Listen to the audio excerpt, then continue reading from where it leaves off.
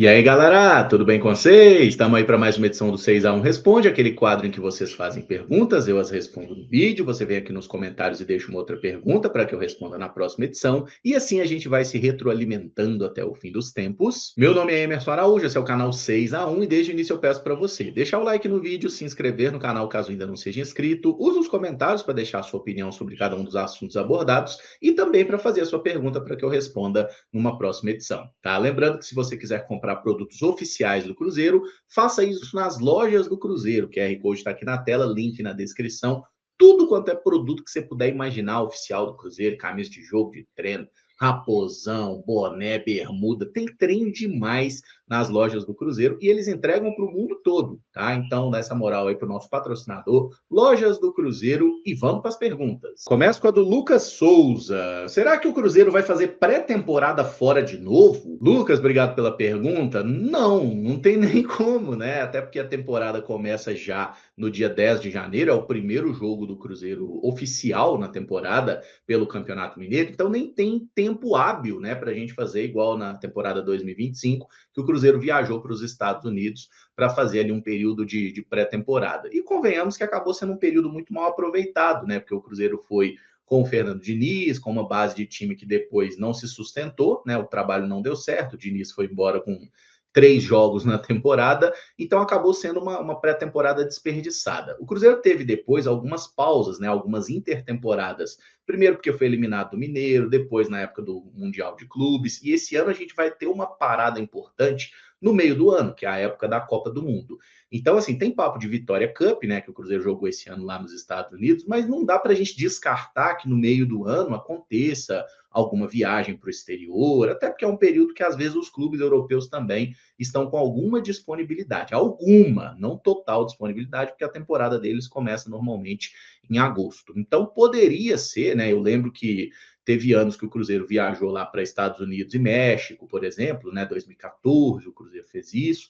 Talvez pode acontecer algo nesse sentido no meio do ano, tá? Mas até agora não foi noticiado nada de viagem, de intertemporada e pré-temporada agora nem teria como, né? A rapaziada vai trabalhar basicamente uma semana aí na Toca da Raposa e já começa a jogar efetivamente pelo Campeonato Mineiro e no final do mês, né, final de janeiro, já é a primeira rodada do Brasileirão, tá? Então não tinha tempo hábil para uma viagem para o exterior agora. O Cláudio Pereira, que é de Ibirité, vendo a gestão desse Cruzeiro, é possível dizer que seja a gestão mais voltada a tornar o Cruzeiro um time sustentável de longevidade, de um time competitivo, visto as contratações de jogadores jovens com potencial de revenda e apostando em jogadores da base? Cláudio, obrigado pela pergunta. Se eu não me engano, você fez esse questionamento ainda no ano passado, no momento que o Cruzeiro estava com o Leonardo Jardim e o Joaquim Pinto ali sendo o principal responsável por indicar contratações, né? Aí o Cruzeiro trouxe Sinisterra, Arroio, o Rian e trouxe também o Cauã Moraes.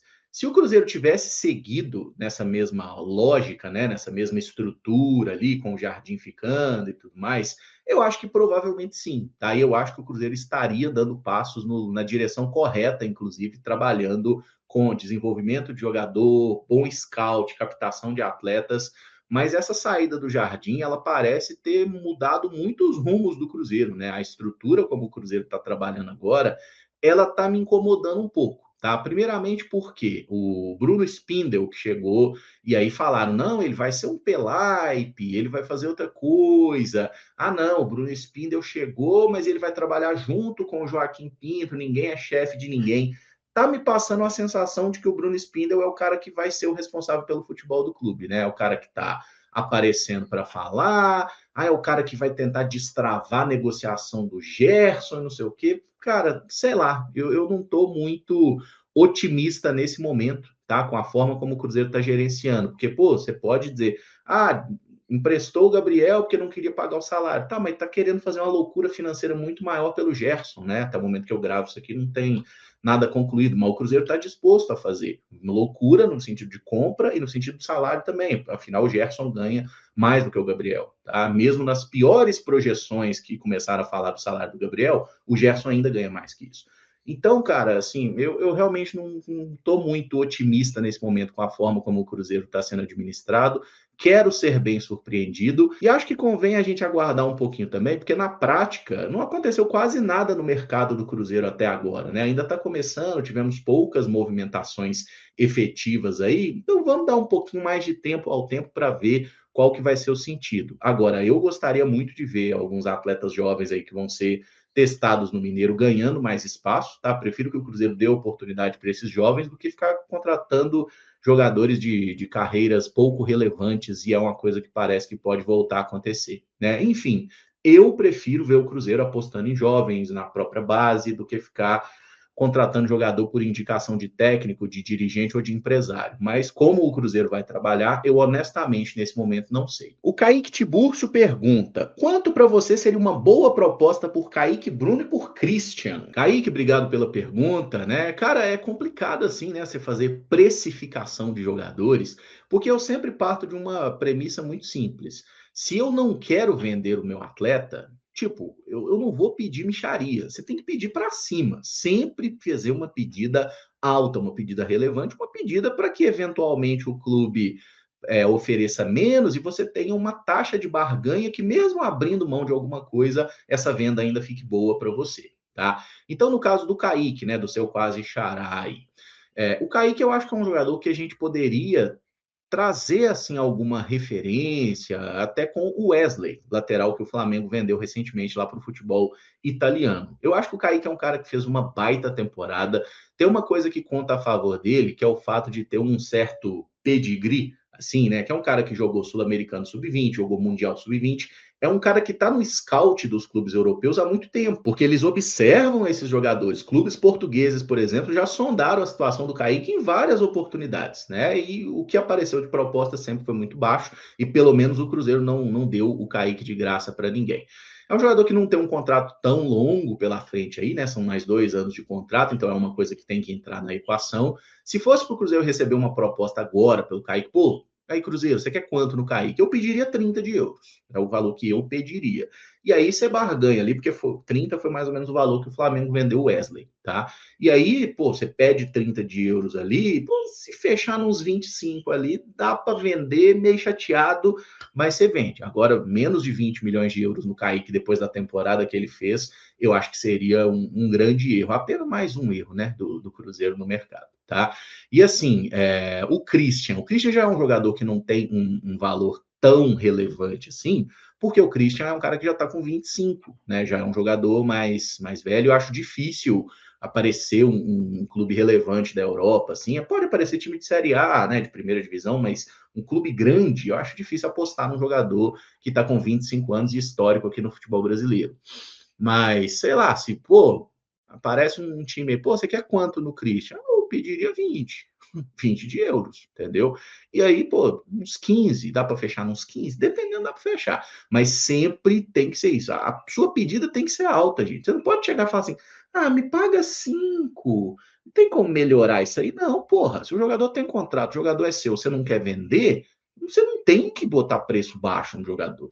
Não, mas o jogador quer sair. Ele tem um contrato assinado. O atleta tem que cumprir contrato, tá? Profissionalismo é via de mão dupla. Vale para o clube e vale para o atleta. O clube não tem que pagar tudo? Salário, direito de imagem, 13º, né, FGTS, a porra toda. Então o jogador tem que ser profissional e cumprir o contrato também.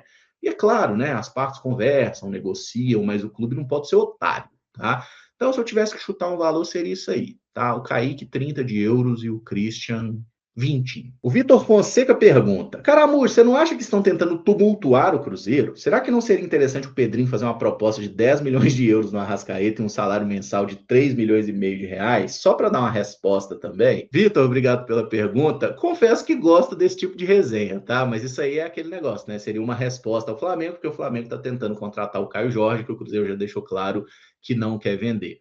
Eu não vejo nenhuma hipótese, tá, do Arrascaeta voltar para o Cruzeiro, primeiramente porque ele renovou o contrato agora, o vínculo dele que ia até o final de 26 vai até o final de 28, e tem uma hipótese de renovação até o final de 2029 se atingir algumas metas. Tem um salário muito bom, né, um salário top para o futebol brasileiro, então é claro que 3 milhões e meio de reais é mais do que ele ganha no Flamengo, mas nenhum jogador merece ganhar isso, gente, tá? Nenhum, sem exceção. Nenhum jogador do futebol brasileiro merece um salário nesse patamar aí. Então, cara, assim, não rolaria negócio, tá? Primeiramente porque o Flamengo não vai vender jogador importante para um clube de Série A, muito menos um titular como o Arrascaeta, eles não venderiam.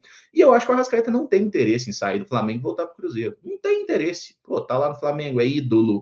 Ele é muito mais ídolo do Flamengo do que ele foi aqui, gente. Muito mais. É outro nível. Então, o Arrascaeta não tem sentido ele sair do Flamengo para qualquer outro clube brasileiro, a menos se ele tivesse uma briga com alguém do Flamengo e tudo mais, que não é o caso. Ele acabou de renovar o vínculo, tá? Mas enquanto resenha, você vai lá e fazer uma proposta, não seja pelo Arrascaeta, mas que seja por algum jogador do Flamengo interessante, que seja um Luiz Araújo, por exemplo. O Cruzeiro começar a embucetar. Eu quero Luiz Araújo, eu quero Luiz Araújo, não sei o quê. Vai lá no staff do Luiz Araújo. E aí, como é que é? Quanto que é? Sabe? Começar a fazer uma graça assim, eu acharia legal, sabe? Da mesma forma que o Flamengo faz essa onda toda para tirar jogador nosso, seria interessante o Cruzeiro fazer também. Por mais que não traga, como eu acho que o Flamengo não vai levar o Caio Jorge, eu acho que o Cruzeiro também não traz um titular do Flamengo que queira. Até porque depois do episódio Fabrício Bruno, a gente vê que o Flamengo não quer negociar com o Cruzeiro. Ou melhor, o Flamengo não quer vender jogador para o Cruzeiro, porque viu que o Fabrício chegou aqui, jogou muita bola, né? Mais até do que os zagueiros do Flamengo que lá estão. O Fabrício fez uma temporada melhor que os zagueiros que ficaram no Flamengo. Então, no frigir dos ovos, eles ficaram meio assim, ó, não vamos negociar com o Cruzeiro não, porque o Cruzeiro é perigoso. E eles sabem que o Cruzeiro é chato, né? O Cruzeiro é um time que chega e que consegue ganhar, que consegue tirar título deles. Então, assim, com a gente, eles vão ser mais reticentes, e aí o Cruzeiro tem que saber se impor e não aceitar qualquer merda do Flamengo também. O JM Sec falou: você acha viável o Cruzeiro tentar um empréstimo com opção de compra do Federico Redondo? Apesar de ter chegado no meio do ano, ele jogou pouco no Elche da Espanha. É um jogador que possui experiência em competições sul-americanas. JM, obrigado pela pergunta. Você tá querendo é o Redondo, né, safado? Tô zoando. Mas o Federico Redondo é um bom volante, é um jogador que eu gosto. Ele saiu muito novo do Argentinos Júnior, né? Ele tá com 22 anos agora. Saiu do Argentinos Júnior e foi lá jogar com o Messi, né? No Inter Miami. A questão é que eu acho que foi uma das. Porra, foi uma burrice colossal. Porque ele foi jogar no Inter Miami que tinha o Busquets.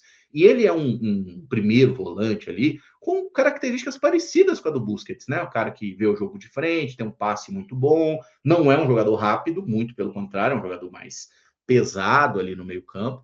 Então, assim, eu acho o Federico Redondo um bom jogador. Ele foi comprado pelo Inter Miami por 8 milhões de dólares, e quando ele foi vendido para o Elche, foi 2 milhões e. Acho que deu uns 2,5 de dólares, mais ou menos, tá? Foi um valor bem baixo, o valor que ele foi para o Elche.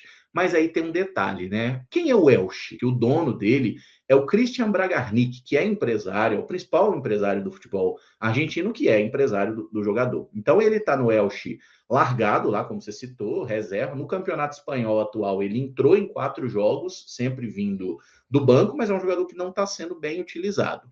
Eu acharia, sim, uma boa ideia. Um empréstimo com opção, pô, você traz o jogador por empréstimo e bota ali, sei lá, uma opção de compra de 3 milhões de euros, acreditando que eles topem, né?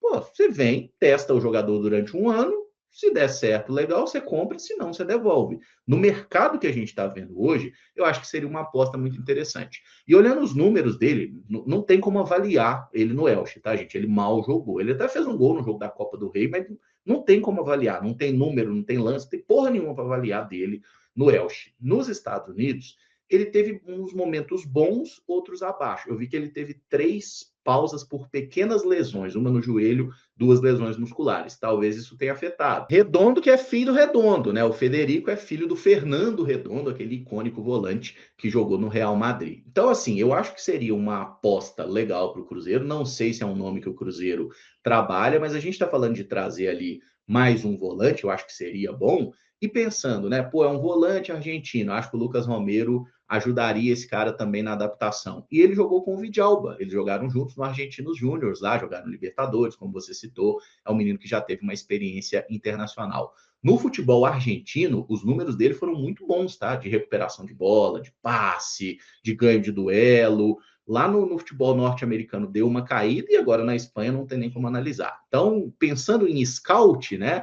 no selo Joaquim Pinto ali, eu acho que o Redondo seria um jogador interessante para o Cruzeiro apostar. Gosto desse tipo de jogador, e ainda tem um histórico legal ali, né, de ser filho de quem é Fernando Redondo, era gênio da bola, tá? Era craque demais, misericórdia. O Breno Martins pergunta: Emerson, Michael não seria interessante? Breno, obrigado pela pergunta. Não. Próxima pergunta. Tô zoando, mas não sou um grande fã do atleta Michael. Se tivesse assim como descrever, né, no dicionário Aurélio, assim, o termo ponta burro, eu acho que o Michael é bem ponta burro. Isso não torna ele um jogador inútil, mas é um jogador muito caro para o pouco que entrega, tá? Ele tem velocidade, ele tem alguma habilidade. O Michael não é um pereba, mas ele é um jogador que eu acho que o QI futebolístico dele não é tão alto assim, tá? Então, para a proposta de jogo do Cruzeiro, não é tão interessante, tá? Pelo menos não é tão interessante por aquilo que o Tite normalmente gosta que os pontas dele façam. Aí tem uma ironia, né? Quem contratou o Michael de volta para o Flamengo? Não sei exatamente quem contratou, mas foi enquanto o Tite estava lá. Eles trabalharam 2 jogos apenas. Assim, primeiro jogo que o Tite botou ele fez gol. Aí no segundo jogo ele teve uma lesão. Quando ele voltou da lesão, o Tite já tinha sido mandado embora. Já estava o Felipe Luiz. Isso foi 2024, né? Esse ano agora de 2025, o Michael jogou pouco e quando jogou, jogou mal. Inclusive teve aquela última rodada de Campeonato Brasileiro que o Flamengo botou um time de menino contra o Mirassol, né? Ficou 3-3 o jogo e tudo mais. O Michael foi titular naquele jogo e não se destacou, inclusive, né? Mas, enfim, os garotos ali do Flamengo que conseguiram jogar melhor, o Michael até perdeu uma chance muito boa de gol. Eu não acho ele um atacante assim dos melhores, do melhor nível. É um jogador que tem contrato longo com o Flamengo. O salário dele, pelo que é noticiado aí, 1,5 milhão que ele recebe por mês, e eu acho que definitivamente não é um jogador que merece esse valor, tá? Que justifique uma aposta como essa. Como eu não acredito que o Flamengo emprestaria ele pagando metade do salário, porque o único idiota que faz isso é o Cruzeiro, né? E o Corinthians, no caso do Fagner, fez lá atrás, mas então eu não acho que não tem hipótese de negócio, e dos pontas do Flamengo é o que eu menos gostaria de ter aqui, tá? Eu acho que o Luiz Araújo é melhor, o Plata é melhor, o próprio Cebolinha é melhor, o Michael é um mais limitado, assim, não sou um grande fã do atacante Michael, não. Tá? Pode ser que dê a volta por cima, que jogue bem em outro clube. Pô, ele fez um brasileiro muito bom no Goiás e depois um brasileiro muito bom no Flamengo. Lá na Arábia ele teve bons momentos, mas ele ficou meio queimado, porque na última temporada de Al Hilal, que ele trabalhava com o Jorge Jesus, inclusive, no jogo decisivo lá que eles foram eliminados na semifinal da Liga dos Campeões, o Michael perdeu assim, umas chances de gol inacreditáveis. Então, assim, ele meio que ficou pequeno lá para a torcida, tanto que depois o Al Hilal liberou ele 6 meses antes do final do contrato para o Flamengo, né? Aí ele pediu para voltar e tudo mais. E a pedida salarial do Michael para outros clubes na época, ela era muito mais alta. Ele voltou só por isso, porque era o Flamengo, o time que ele já tinha um carinho construído da primeira passagem. Então nós estamos falando de um jogador muito caro, tá? E que eu honestamente acho que não é alguém que subiria o nível do nosso time. O Daniel Reis pergunta: o Cruzeiro não corre o risco de virar a Disneylândia dos jogadores caros? Vem para cá para ganhar um caminhão de dinheiro e se der errado, o Pedrinho enfesa e manda embora de qualquer jeito? Daniel, obrigado pela pergunta e obrigado pelo ótimo termo, tá? Disneylândia de jogador caro. Cara, é um negócio que tá me preocupando um pouco, sim, tá? Esse negócio do Cruzeiro ter emprestado o Gabriel nesses moldes aí pro Santos, mano, nossa, isso realmente me soa um absurdo, me incomoda demais. O caso do Dudu, cara, como foi, assim, uma contratação que não fez sentido, e o jogador, né, pô, o cara tentou fazer um motim, velho, sabe? Tipo assim, é um tipo de coisa bizarra, né, que aconteceu naquele momento ali. Eu ainda consigo entender a lógica do Cruzeiro vir lá, não, o Dudu, igual na prática, né? O Pedrinho pagou 15 milhões para o Dudu ir embora. Aí o Dudu vai lá e assina com o Atlético Mineiro, né? Tipo assim, era um jogador mais velho, vindo de lesão, que não estava rendendo grande coisa, não era um jogador que tinha potencial de retorno de mercado.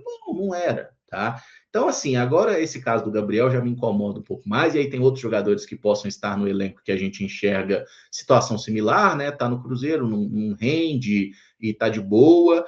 Então, assim, é uma coisa que me incomoda o Cruzeiro não saber se colocar de forma mais eficiente no mercado, sabe? O Cruzeiro não se coloca como um predador na negociação, o Cruzeiro se coloca como um coitado. Ah, eu vou ter que aceitar isso aqui e tudo mais. E o que você falou, né, do Pedrinho enfesar? Eu não tenho a informação se exatamente é uma coisa tipo O Tite falou que não aceita trabalhar com o Gabriel. Se aconteceu, já está errado. Você não pode ser refém de treinador. Agora, se foi o Pedrinho que enfesou, é pior ainda. Porque você está falando do dono do clube, que, não, é porque eu sou bilionário. Irmão, não é porque você é bilionário que você pode pegar o dinheiro do clube e torrar de qualquer forma. Por quê? É um dinheiro do clube que vai fazer falta para outras negociações. Dinheiro não é infinito. Ah, mas o dinheiro é dele, ele faz o que quiser. Beleza, então você, torcedor, você não tem o direito de achar ruim quando perde, você tem que simplesmente aceitar qualquer merda que aconteça com o time, porque o dinheiro é do Pedrinho, ele faz o que quiser. Não é assim que a banda toca, tá? Você está trabalhando com um clube de futebol que tem uma massa associativa gigante, tem 10 milhões de torcedores, não sei quantos tem, mas deve ter mais ou menos isso aí. Tem torcedor pra caralho do Cruzeiro, tem muito torcedor, tá? Então você tem sim que saber as vontades da torcida e saber trabalhar de uma forma inteligente o orçamento do clube. Por quê? Se você vai lá e faz uma loucura, igual o Cruzeiro tá falando agora do Gerson, que seria uma irresponsabilidade financeira gigante, porque se torrar tudo que estão falando que vão torrar no Gerson, não vai ter para reforçar outras posições do time, tá? Não vai ter. O Pedrinho não vai colocar 2 bilhões de reais no Cruzeiro, ou vai. Se ele quiser botar 2 bilhões de reais no Cruzeiro, eu mudo meu discurso. Mas o que eles têm falado? Não, a gente vai investir de forma pontual. Aí vai lá e faz loucura, um jogador que não. Enfim, eu realmente acho que não é o caminho, tá? E me preocupa muito, né? Porque se acontece com o Dudu, acontece com o Gabriel, o Gerson, por exemplo, que é a bola da vez, é um jogador que, neste momento, o que ele tá fazendo no Zenit? Porra nenhuma. Ele acabou de chegar e já está forçando a saída. É a mesma coisa que ele fez em todos os clubes. O staff que cerca o Gerson fica toda hora forçando uma renovação, uma transferência, quer aumento, quer comissão. Cara, é isso que o Cruzeiro está querendo fazer, sabe? Então, quando eu digo que eu não estou otimista para a gestão do Cruzeiro, é porque o Cruzeiro está me parecendo disposto a se curvar a esse tipo de coisa, a entrar nessa barca e para daqui um ano a galera está querendo vender a agenda positiva de que o Jefferson não presta, que ele é um bagre e tudo mais, e que tudo que eventualmente o Cruzeiro faz por ele já não vale a pena, porque é o mesmo filme que aconteceu com o Gabriel. Tá? Então eu realmente não gosto desse perfil, estou incomodado com a forma como o Cruzeiro está trabalhando no mercado, mas eu quero ser surpreendido positivamente. Eu torço muito para que as coisas deem certo e tenho o mesmo temor que você que vire um ótimo resort, né? Que o Cruzeiro vire um clube para atletas semi-aposentados ou que já estão saciados na carreira poderem ganhar seu dinheirinho sem ter que entregar nada. E para fechar, o Logan Faeda pergunta: você acredita que o Cruzeiro deveria dar uma forçada quanto ao estádio próprio para aumentar sua renda? Nesse caso, dar uma pressão para o Estado e Minas Arena entrarem em acordo e o Cruzeiro comprar? Zema adora vender bens públicos. Logan, obrigado pela pergunta. Quando você fez o questionamento, ainda não tinha saído, né, a renovação. Cruzeiro e Minas Arena acertaram a renovação do vínculo por 5 anos aí, tá? Então o Cruzeiro vai seguir jogando no Mineirão, no acordo com a Minas Arena. Agora, sobre a pergunta em si, né, por forçar uma barra para construir um estádio próprio. Tá, entendi que a sua lógica de um estádio próprio seria para tentar criar um mecanismo de pressão para facilitar uma aquisição do Mineirão, né? Ok, quanto a esse jogo político aí, acho que nesse momento ele é impossível. Agora, quando a gente pensa para o futuro, daqui a 10 anos, por exemplo, estamos em 2026, o acordo do Mineirão, né, da Minas Arena com o governo de Minas, vai até 2037. Então, se aproximando dessa data, eu acho que pode ser que o Cruzeiro entre como um agente um pouco mais forte para tentar derrubar essa concessão e tudo mais, tentar pelo menos não deixar que ela seja renovada, porque tem possibilidade de estender depois o período. E é um acordo que claramente para o governo do estado ele não é bom, né? Tanto que já se pagou várias vezes o valor da obra com o que a Minas Arena arrecadou com os eventos nesses últimos anos. Então, assim, para o governo não foi um negócio interessante, não é um negócio bom. E o governo somos todos nós, né? Afinal, todos nós que pagamos impostos estamos, de certa forma, bancando essa parada. Mas quando você fala na ideia especificamente do Cruzeiro ter um estádio próprio, eu sou plenamente contra, totalmente contra. Por que o Cruzeiro não pode ter um estádio próprio? Porque todo clube que se aventurou a construir um estádio próprio tomou no cu. Tá? Tomou no botão. É tão simples quanto isso. Aqui é clube brasileiro, tá, gente? Não estou falando de exemplo da Europa. A Europa é outro mundo. Estou falando do futebol brasileiro. Quem se deu bem com estádio próprio no Brasil? Palmeiras. Palmeiras construiu estádio próprio? Não. Palmeiras tinha um estádio dele, numa região valorizada lá de São Paulo, Parque Antártica. Então, teve uma empresa que comprou o terreno e construiu o estádio, e aí o Palmeiras joga por lá, e mesmo assim tem problema, né? gramado horroroso do sintético, vários jogos importantes que o Palmeiras não pôde fazer lá porque tinha show no momento. Então tem esses aspectos também para a gente analisar, tá? Mas quando você pensa clube brasileiro que se deu bem com o estádio próprio, você vai ter o caso do Palmeiras. Atlético Mineiro perdeu o clube, né? O clube foi trocado pelo estádio, e depois o estádio e o clube viraram todos do mesmo dono. Você pega o Corinthians, se fudeu em dívida, tá? O Grêmio, pô, teve uma negociação meio esquisita. O do Grêmio não é tão ruim, mas também é ruim. E, pô, o Olímpico tá lá, né? Até hoje tá lá. Cara, não é uma boa. Eu acho que essa questão de estádio próprio para o Cruzeiro não funcionaria e principalmente não é necessário. O Cruzeiro tem o Mineirão para utilizar, é um estádio excelente, que a gente tem identificação, tem história ali dentro. Nesse momento, o Cruzeiro não pode ser o administrador principal do estádio, mas no futuro eu acho que isso em algum momento vai acontecer, é o mais natural, tá? E eu sou totalmente contra a ideia de um estádio próprio. Ah, mas vai personalizar, beleza, mas não vai ser um estádio tão bom no que diz respeito à localização, a tamanho, a identificação. Não, não vai, tá? Então, vamos seguir no nosso Mineirão, na nossa casa mesmo. E essa questão aí, né, de uma eventual pressão política, nesse momento não cabe, porque as partes acabaram de celebrar a renovação de contrato. Beleza? Galera, é isso então. Se você gostou, deixa o like. Se não gostou, deixa o like também. Se inscreve no canal. Use aí os comentários para deixar a sua opinião sobre os assuntos e deixar a sua pergunta para que eu responda na próxima edição. Muito obrigado por acompanhar. Um abraço e até o próximo vídeo. Valeu!